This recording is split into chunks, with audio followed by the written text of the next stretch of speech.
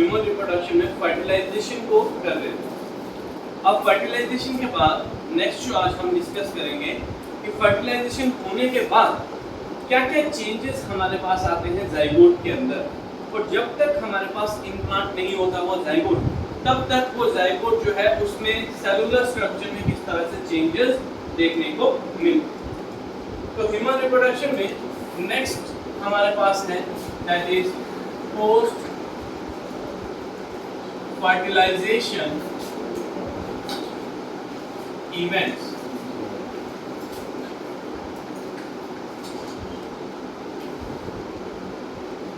Post fertilisation events वो events होते हैं जिनमें वो इवेंट्स जो फर्टिलाइजेशन होने के बाद हुए, मतलब जाइगोट बनने के बाद। तो जाइगोट बनने के बाद सबसे पहला जो इवेंट हमारे पास यहाँ पे होगा that is cleavage of zygote. क्या होगा? जाइगोट का ब्रेक डाउन होगा, उसकी क्लीवेज। इसमें सबसे पहले हमारे पास जो स्ट्रक्चर बनता है क्लीवेज ऑफ जाइगोट होने के बाद that is the formation of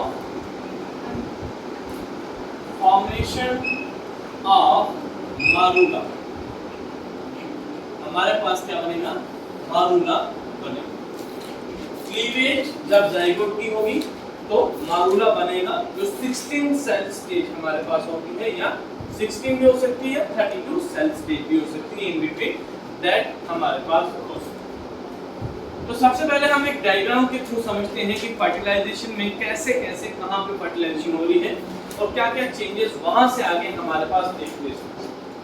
अगर आप देखो फीमेल रिप्रोडक्टिव पार्ट के स्ट्रक्चर को, तो हमारे पास इस तरह से हमारे पास क्या आएगा? Fallopian tube. यही फैलोपियन ट्यूब है। This is infundibulum।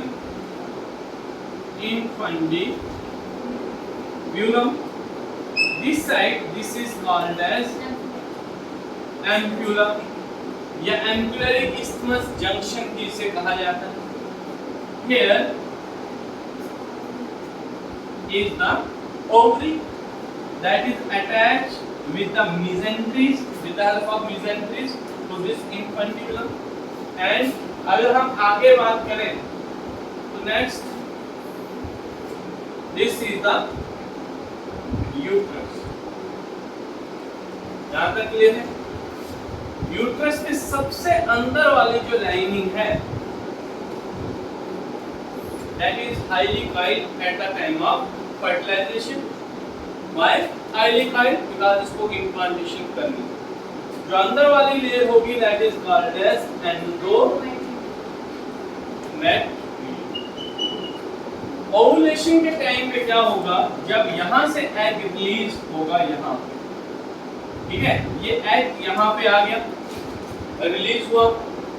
अब इसी एम्पुलरी साइड पे हमारे पास क्या होगा?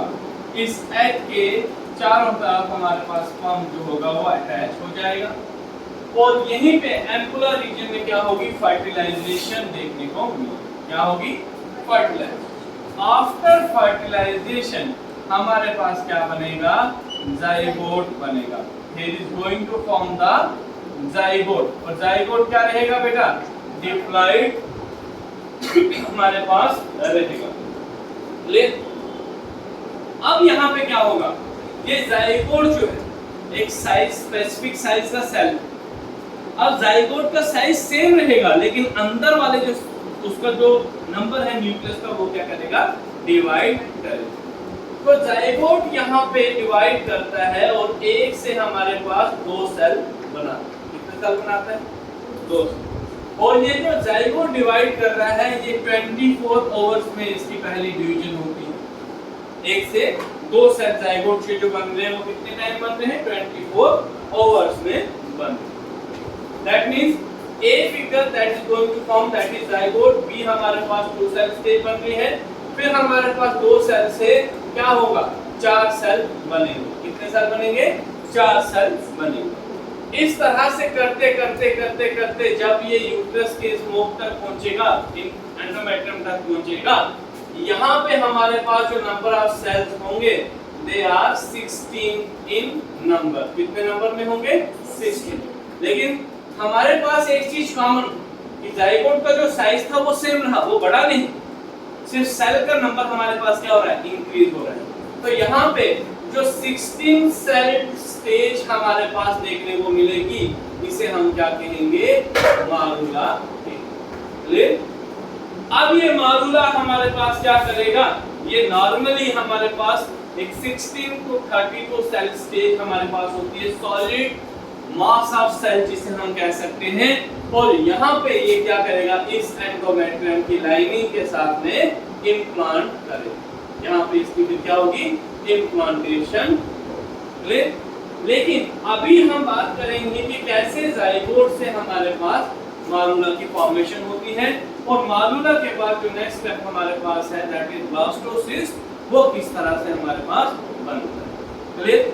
डायग्राम से थोड़ा ओवरव्यू आपको समझ आ गया होगा कि किस तरह। अब एक चीज यहाँ पे और याद रखेंगे, जब हमारे पास जाइगोट बना और जब हमारे पास ये एग रिलीज हुआ था, फर्टिलाइजेशन तो एग के अंदर जाके होगी ना, स्पर्म एग के अंदर एंटर करेगा। लेकिन जब हमने एग के स्ट्रक्चर की बात की थी तो प्लाज्मा मेम्ब्रेन, विट्लाइन मेम्ब्रेन जिसे कहते हैं, ज़ोना पेलुसिडा एंड जो फॉलिकुलर सेल्स की जो लेयर है वो एज सच हमारे पास इस जाइगोट के साथ में ही रहेगी। मतलब जो लेयर्स हैं वो यहाँ पे भी क्या होंगी? इसके साथ में भी अभी प्रेजेंट रहेंगी, उनकी अभी वो डिस्ट्रॉय नहीं, वो अभी खत्म नहीं होंगी, वो एज सच इसके साथ ही यहाँ पे प्रेजेंट। क्लियर? तो इसकी जो अपनी प्लाज्मा मेम्ब्रेन है उसे क्या कहा जाता है? विट्लाइन मेम्ब्रेन कहा जाता है।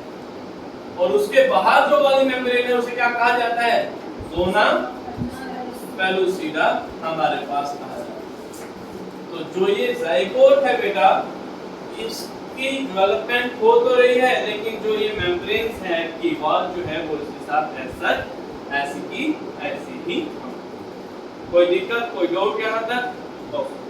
नाउ सबसे पहले स्टेज में हमारे पास क्या होगा? जो जाइगोट है, ठीक है,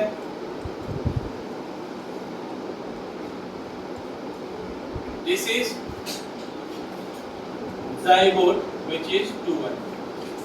अब ये आगे क्या करेगा? डिवाइड करेगा माइटोटिकली। कैसे डिवाइड करेगा? Divides mitotically. और माइटोटिकली डिवाइड करके हमारे पास पहले इसके कितने सेल बनेंगे? 1 से 2 सेल हमारे पास। कितने सेल बनेंगे? 2 सेल स्टेज हमारे पास बनेंगे। और वॉल जो है बाहर से एज सच ऐसी की ऐसी ही रहेगी।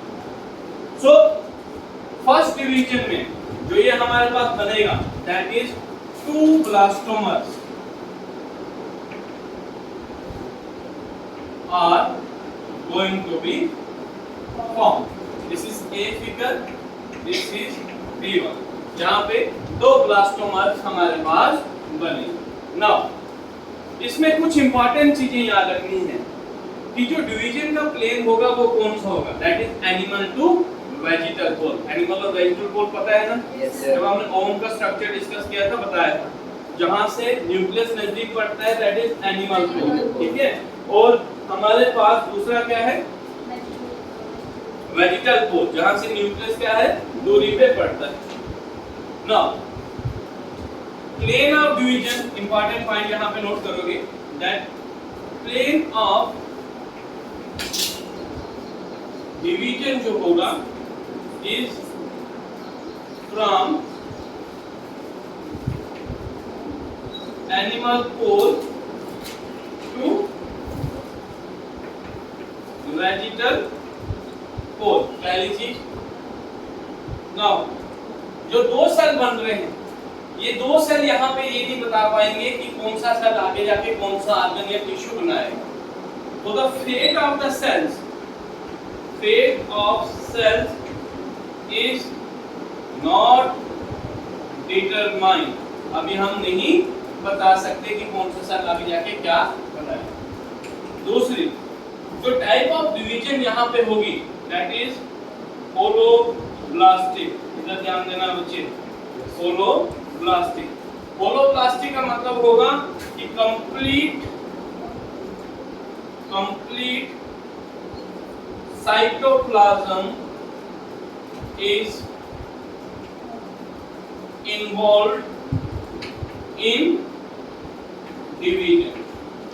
कंप्लीट साइटोप्लाज्म जो होगा इस डिवीजन में क्या होगा, इन्वॉल्व होगा। तो ये 3 पॉइंट्स आप इसमें इंपॉर्टेंटली याद रखें। अब यहाँ पे जो डिवीजन होगी वो एक तो अनइक्वल होगी, साइटोप्लाज्मिक डिवीजन तो होगी लेकिन अनइक्वल होगी, जिसकी वजह से इसमें एक लार्जर सेल बनेगा और एक स्मॉलर सेल बनेगा। जो सेल बन रहे हैं वो लार्जर सेल और स्मॉलर सेल बनेंगे। इसके बाद जो ये थर्ड स्टेज आएगी वो मोस्टली हमारे पास एक 3 सेल स्टेज आती है। कौन सी स्टेज आती है, जिसमें जो ये लार्जर सेल है वो 3 सेल स्टेज कैसे बनेगी। जो ये लार्जर सेल है ये क्या करेगा बेटा, पहले डिवाइड करेगा, टेम्परेरी कुछ समय पहले डिवाइड करेगा, और कुछ समय डिवाइड करने के बाद हम लिख सकते हैं यहाँ पे that larger cell will divide first and form a 3 cell stage. Later on क्या होगा हमारे पास, ये जो स्मॉलर सेल है ये भी क्या करेगा, डिवाइड कर चुका होगा, और डिवाइड करने के बाद हमारे पास टोटल कितने सेल बनेंगे, 4 सेल का अभी ब्लास्टोसिस्ट बन चुका होगा। कितने सेल का बन चुका होगा, 4 सेल्स का ब्लास्टोसिस्ट यहाँ पे बन चुका।